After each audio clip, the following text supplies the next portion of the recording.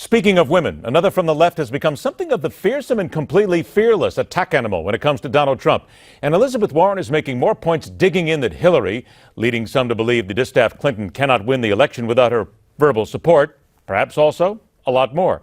This is where we kick to the midweek version of the political animal. Think of us as the political salve for the wounds opened by these attack creatures. Welcome back the veteran senior contributor at the Federalist, D.C. McAllister, and the Democratic strategist and speechwriter from Catamount Strategies, LLC, Christian Hanley. Thanks for joining us. Let's get right to it. Christian, to you first. Elizabeth Warren went after Donald Trump on Tuesday night, called him a small, insecure money grubber, drooling over the idea of a housing meltdown because the many could make more money. Donald Trump then comes right back today. Goofy Elizabeth Warren, sometimes known as Pocahontas, bought foreclosed housing and made a quick killing, total hypocrite. All right, we love a good Twitter war in this country. Is it possible, Christian, that Elizabeth Warren is what the Democrats need? Maybe she's the one that can bring down Donald Trump and actually take him on mano y womano. You know, Ed, that's an interesting idea. It's actually quite possible.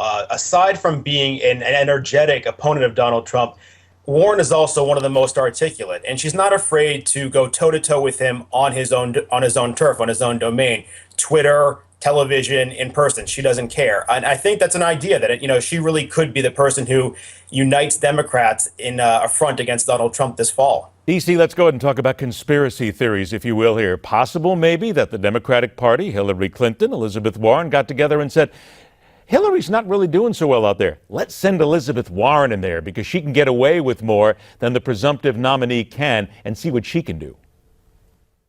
No, I don't think they got together and made this plan at all. And if Elizabeth Warren is the most strong and articulate person they have to go for Donald Trump, the Democratic Party is in big trouble. This woman is inserting herself for one reason. It's not really about Trump and it's not about Hillary. It's about Bernie Sanders. She doesn't like that Bernie has been taking all the attention, taking her voters, taking her message. She's supposed to be the liberal one, the big voice for the working people, and he's taken that over. She needs to reassert herself for her own power and her own advancement in the Democratic Party. This is about Elizabeth Warren, and it's only about Elizabeth Warren. And Trump would do a really good job not attacking her back, but pitting her back and forth against Sanders himself to create a war there, and not against him. How dare you ruin my conspiracy theories? Come on, there has to be a there if it's politics, for crying out loud. Here comes the next big story of the day. A State Department watchdog concludes Hillary Clinton failed to comply with the agency's policies on records while using a personal email server that was not, and officials say would never have been, approved by agency officials. Christian, this is damning. Politico got a hold of it right now. It dings her for her exclusive use of a private email server during her 4 years at the agency. It's not a bombshell. Can we say maybe it's explosive and it could grow into something bigger? I wouldn't even use the word explosive, but it's certainly a bad day for the Clinton campaign. Really? Why not? No, wait a minute. Hang on a sec. Why not? That's pretty big news, don't you think? I'm not saying it's not big news. I'm saying I wouldn't go to the superlative. I wouldn't say it's explosive. Okay. This is an internal investigation. It's not a criminal indictment. It's not any kind of court document. It's a document that shows what went wrong in the past and suggests solutions for the future. So it is a bad day for the Clinton campaign, but it's certainly not a bombshell. D.C., what do you think? Is this something to build on, or is this just something that is, as Christian would say, news, but it's not going to derail anything?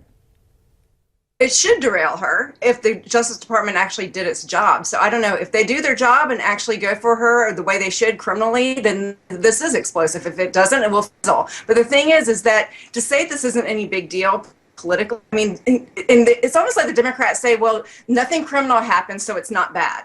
But that's crazy. You don't have to actually break the law to be a person who's not qualified to be the president because you have no morals. I mean, this is something that we need to take seriously. She put our nation at risk. This is undeniable. And even if she doesn't get a criminal indictment against her, this is not good for her politically, and she shouldn't be the president. I'm telling you, this is a conspiracy. We're going to come back to that sooner or later. 20 seconds to both of you.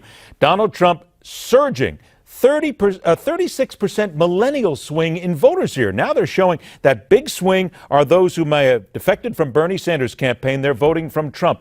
20 seconds, D.C. Do you think they will stick with Trump come November? This is mostly white men for the millennials, and he is appealing to that demographic very hard. They've been disenfranchised, and they think the system is rigged against them. So I think they could very well stick with him in the general if Bernie Sanders is not on the ticket. There's the next point, Christian. Do you think they are indeed Bernie Sanders defectors? And of course, we find millennials that say they'll vote, but a lot of times they don't show up at the polls. 15 seconds. That's true. A lot of them won't show up, but I do have to agree. But I think that it'll be a small minority of the white male constituents who will go over to Trump in the event of a Hillary ticket. I know you're just thinking about conspiracies. I know you both want to talk about it, but it's okay. We'll table that until next time. Christian Hanley, D.C. McAllister, thanks for joining us. It's what America wants, a serious alternative to the current candidates and something else that could be discussed as well. Your phone calls will be a part of that at 1-877-NEWSMAX. 1-877-NEWSMAX. The hard lines are open right after the break.